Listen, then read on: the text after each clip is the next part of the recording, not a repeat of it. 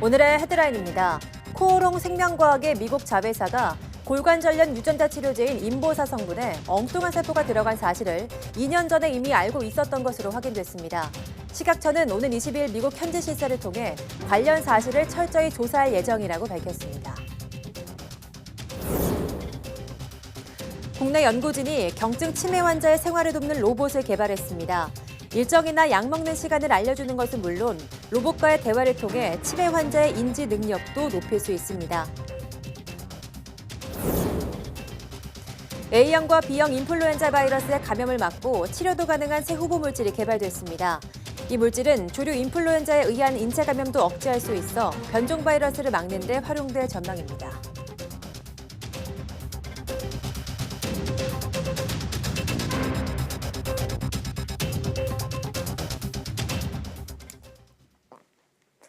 여러분 안녕하십니까? 5월 7일 사이언스 투데이입니다. 코오롱 생명과학의 개발사인 미국 코오롱 티슈진이 인보사 성분이 연골세포가 아니라 신장 유래세포라는 걸 2년 전 이미 알았던 것으로 알려지면서 인보사 파문이 다시 확산하고 있습니다. 식약처는 조만간 미국 현지 실사를 통해 이 문제를 철저히 점검하고 다른 조사 결과 등을 종합 검토해 행정처분 조치를 내릴 방침입니다. 김정혜 기자입니다. 지난 3일 올라온 코오롱 생명과학의 기재 정정고시입니다. 내용을 보면 코오롱 티슈진으로부터 인보사 생산을 위탁받은 업체가 2017년 3월 1핵과 2핵 생산 가능 여부를 점검하는 과정에서 2핵이 293 유래세포, 즉 신장 유래세포라는 걸 알았습니다. 그리고 생산에 문제가 없음을 확인하고 이 세포로 2핵을 생산한 사실이 있다고 티슈진에 통보했습니다. 당시 해당 업체가 검사한 방법은 유전학적 계통검사. 이미 2년 전에 이 방법으로 인보사 검사를 했고 그 결과 2핵이 신장 유래세포라는 걸 확인해 코오롱 티슈진에 알렸다는 얘기입니다. 지금까지 코오롱 생명과학과 티슈진은 올해 2월에서야 티슈진이 미국 검사법에 맞춰 제품을 검사하다가 2핵에 신장 유래세포가 들어간 걸 처음 알게 됐다고 주장했습니다. 인보사 최초 생산 당시인 2004년에도 특정 분석을 했지만 당시 기술로는 연골 유래세포로 판단됐다고 해명했습니다. 그러나 이번 공시 내용을 보면 티슈진이 위탁 생산업체로부터 통보를 받은 시점은 코오롱 생명과학이 식약처 허가를 받기 4개월 전입니다. 식약처 허가를 얻기 위해서 고의로 해당 사실을 숨긴 게 아니냐는 지적이 나오는 것도 이 때문입니다. 이에 대해 코오롱 생명과학 측은 이런 결과를 받은 건 맞지만 제대로 알지 못했다는 입장입니다. 동시에 2년 전 이미 주요 성분이 다른 것이라는 통보를 받았음에도 티슈진이 후속 조치를 벌이지 않았던 이유를 조사 중이라고 말했습니다. 식품의약품안전처는 이번 사안을 매우 심각하게 본다며 20일쯤 미국 현지 실사 때 철저히 점검하겠다고 밝혔습니다. 식약처는 현지 실사 결과와 인보사 시험 검사 결과, 미국 식품의약국의 임상 중단 명령을 종합적으로 검토해 행정처분 수위를 결정할 계획입니다. YTN 김정희입니다. 뇌 속에서 병원체나 뇌세포 쓰레기를 처리하는 청소부 세포를 살아있는 동물의 뇌에서 실시간으로 추적하는 방법이 개발됐습니다. 기초과학연구원과 싱가포르 국제공동연구팀은 뇌 속 미세 악교세포 염색 물질을 세계 최초로 개발해 세포의 활동을 실시간으로 관찰하는 데 성공했다고 밝혔습니다. 뇌세포의 12%를 차지하는 미세 악교세포는 쓰지 않는 신경세포를 없애 뇌회로를 효율적으로 만들지만 지나친 활동으로 인해 알츠하이머나 파킨슨병의 원인이 되기도 합니다. 연구팀은 뇌세포 배양체를 이용해 미세 악교세포만을 골라 염색하는 형광물질을 개발하고 이 물질이 특정 유전자의 유무에 따라 염색 성능에 차이를 보인다는 사실도 확인했습니다. 연구팀은 이 형광물질이 다른 뇌세포에서 발현하지 않는 특별한 효소와 반응하는 만큼 후속 연구로 궁극적인 뇌 질환 치료제가 개발되길 바란다고 말했습니다. 일상생활이 불가능한 정도는 아니지만 치매 증상이 약하게 나타나기 시작하는 단계를 경증 치매라고 합니다. 경증 치매는 전체 치매 환자 가운데 60%에 달하는데 이런 어르신들의 생활에 도움을 줄 수 있는 로봇이 개발됐습니다. 이혜리 기자의 보도입니다.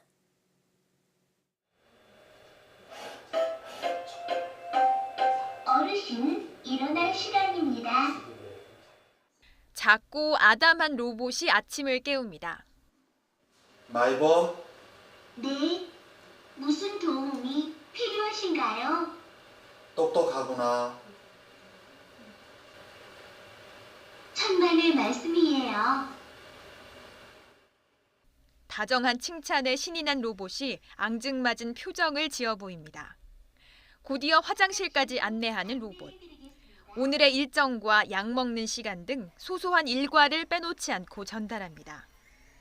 1000가지 상황별 키워드를 학습한 로봇이 실제 상황에서도 음성인식을 통해 빠르게 명령을 파악합니다. 로봇이 인지 기능을 가지고 있고 소통 기능을 대화를 통해서 소통할 수 있는 소통 기능을 가지고 있고 사회적인 정서 공감을 교류할 수 있는 그러한 기능을 가지고 있는 로봇이라고 보면 되고요. 간단한 대화를 주고받고 수시로 교감하면서 이를 통해 자연스레 어르신들의 인지 능력도 향상됩니다. 필요에 따라 안내받고 싶은 프로그램을 맞춤형으로 설정할 수도 있습니다. 노인이 좀 더 적극적이시다거나 아니면은 로봇에 대해서 좀 소극적이면은 로봇이 그거에 맞춰서 대응할 수 있도록 프로그램들이 만들어져 있습니다. 로봇은 구체적인 상황 훈련을 통해 오류를 줄여나가는 실증 연구를 거친 뒤 이르면 내년 초 상용화될 것으로 보입니다. 5년 뒤 치매 환자 100만 명 시대를 앞둔 상황에서 인공지능과 친근함까지 겸비한 치매 환자용 로봇의 역할은 점차 늘어날 것으로 보입니다. YTN 사이언스 이혜리입니다. 어르신의 일정. 신종플루 치료제의 대명사인 타미플루는 약제 내성으로 인한 부작용이 문제로 지적됩니다. 내성을 줄인 인플루엔자 바이러스 치료제를 만들고 조류 인플루엔자에 의한 인체 감염도 억제할 수 있는 신약 후보 물질을 국내 연구진이 개발했습니다. 이정호 기자입니다. 호흡기를 통해 전파되는 인플루엔자. 사람뿐만 아니라 조류 등 다양한 동물에 감염되는 인수공통 바이러스입니다. 2009년에 나타난 신종플루처럼 매년 계절 독감으로 전 세계 25만 명에서 50만 명이 숨지는 것으로 보고되고 있습니다.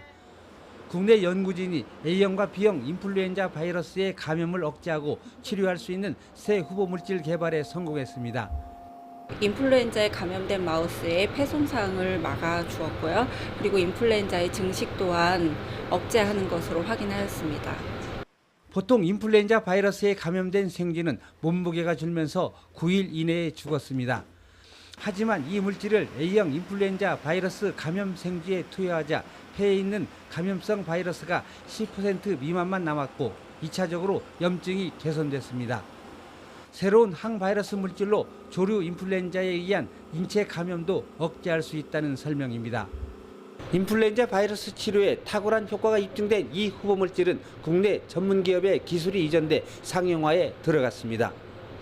타미플루의 내성 문제를 해결하고 신종, 변종 인플루엔자 바이러스를 막는 신약 개발이 목표입니다. 저희는 전혀 다른 기존의 물질이기 때문에 약제 내성 문제라든지 기존에 가지고 있는 어떤 물질 또는 치료제의 한계점, 부작용 등을 극복할 수 있을 것으로 기대됩니다. 2025년 인플루엔자 치료제 세계 시장 추정 규모는 20억 달러.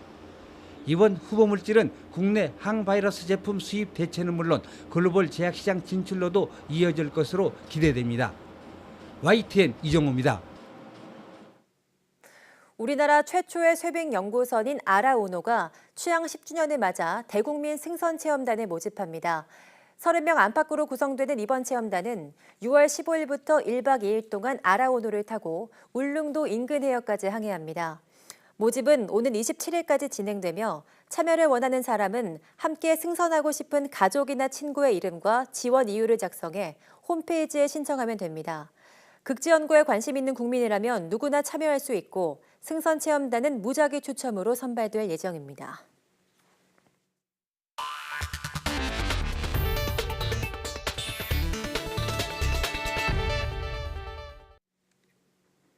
미국 민간 기업이 개발하는 달 착륙선에 실을 탑재체 개발에 국내 연구진이 공동으로 참여합니다. 과학기술정보통신부는 한국천문연구원과 미 항공우주국 나사가 달 착륙선 탑재체 공동 개발을 위한 합의문을 체결했다고 밝혔습니다. 달 착륙선 본체는 미국 기업이 제작하며 탑재체는 나사 주도로 미국 기업과 국제협력을 통해 제작될 예정입니다.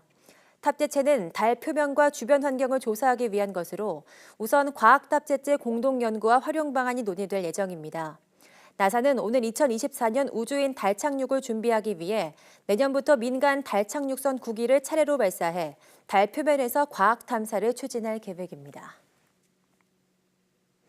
우주에 대한 탐구는 인류 미래를 위한 투자라고 합니다만 엄청난 비용과 시간이 드는 만큼 효율적인 방법을 찾는 것이 중요한 과제입니다. 인공지능이 이 과제의 해답을 제시하고 있습니다. 보도에 기정훈 기자입니다. 토성 탐사선 카시니오.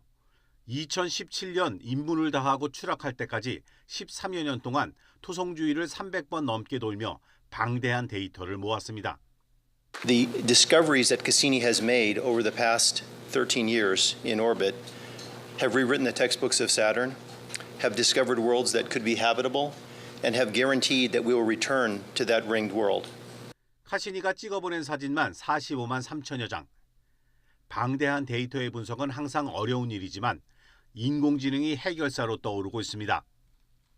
카시니가 보내온 토성의 대기 자료를 딥러닝 인공지능에게 입력했습니다.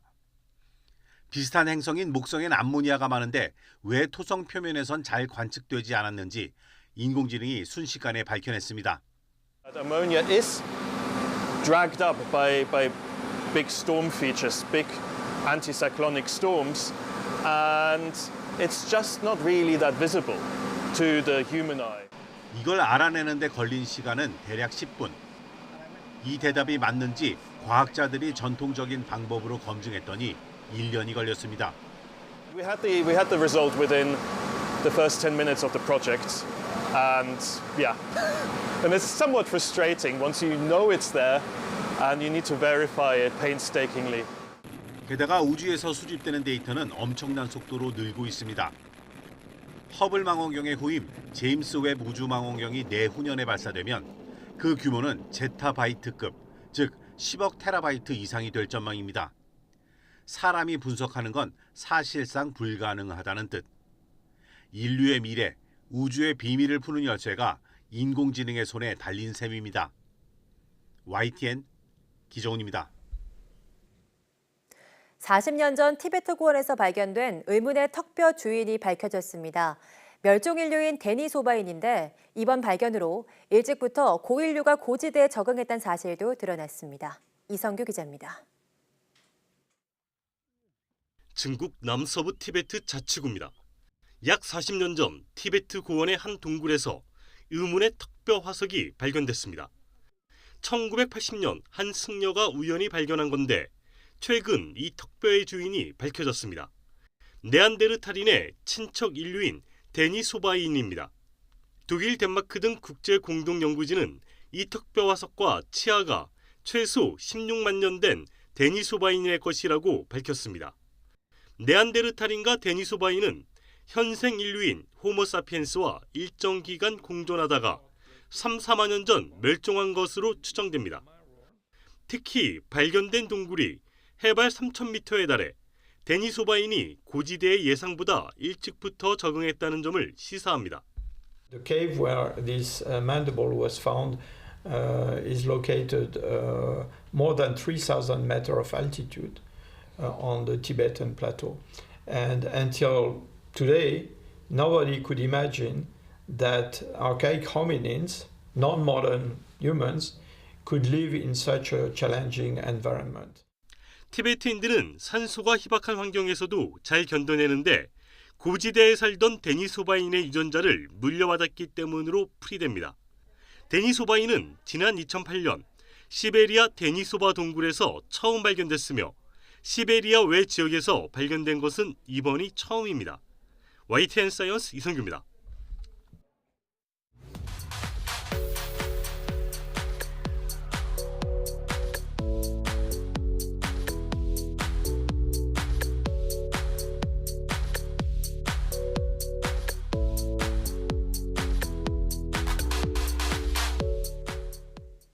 학교 폭력은 참 오래된 사회 문제입니다.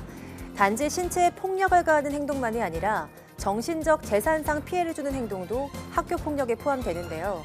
정부가 전국 초등학교 4학년부터 고등학교 2학년을 전수조사한 결과 학교 폭력을 당했다고 답한 경우는 2017년 2만 8천여 명에서 2018년 5만여 명으로 더 늘어났다고 합니다.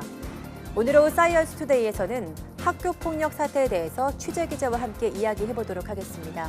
오후도 많은 시청 바랍니다. 함께해 주신 여러분 고맙습니다.